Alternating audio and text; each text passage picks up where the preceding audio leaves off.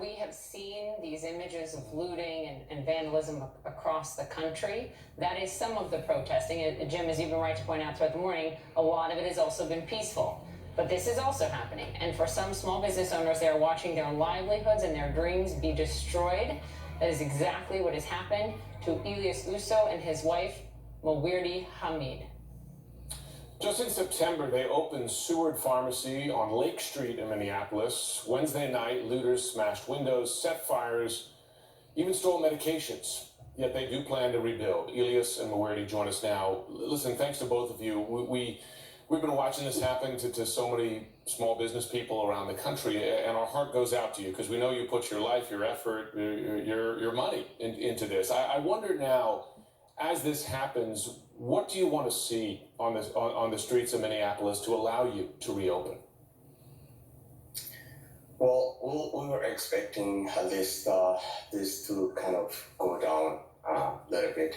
But before we say anything, our thought and prayers goes out to the George Floyd's family, and we feel their pain, because the reason being is we are like a couple blocks from where George Floyd was killed. And our pharmacy is just only probably 5 minutes away from where we live. So this is its home.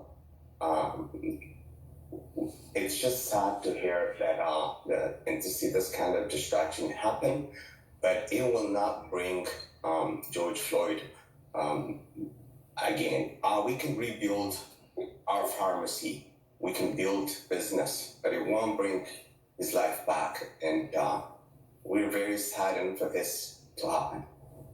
Of course you are.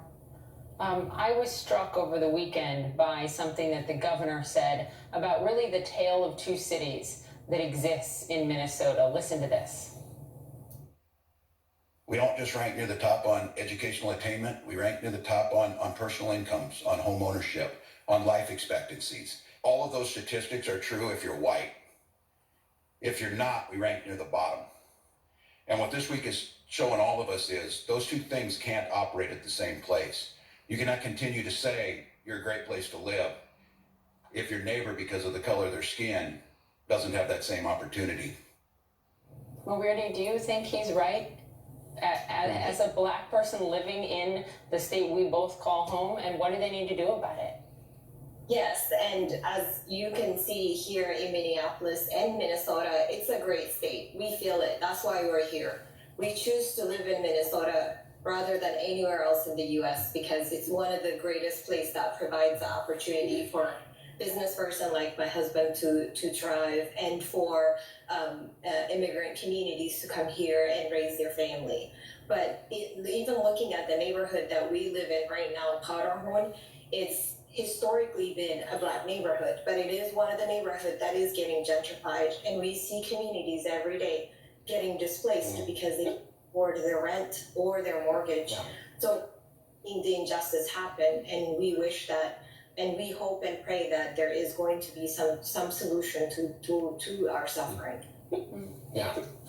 Ilyas, what is that solution? What do you need? Listen, the riots, they will end at some point. The police will get control at some point. What do you need to see, we hope, what do you need to see to give you confidence that this won't happen again? Well, think about it. If my pharmacy, something happened to it while working as a pharmacist and helping my patient, the first thing I do is the police. I call 911. I need your help, and calling the police is I should feel safe, you know. And I see myself where it could be me. George Floyd could be me. Could be my family member. So, but for the business to reopen now, going forward, how we can open, we're hoping that we can give the service back to my patient, and all other pharmacy got looted and robbed. So now biggest concern that I have is my patient not getting their medication. They may have some leftover right now. The problem will come very soon. They may not have they may not have their insulin. And I hope the board will be very lenient to help us relocate and kind of ease the rules a little bit so we can reopen somewhere temporarily until we get this one fixed and reopen.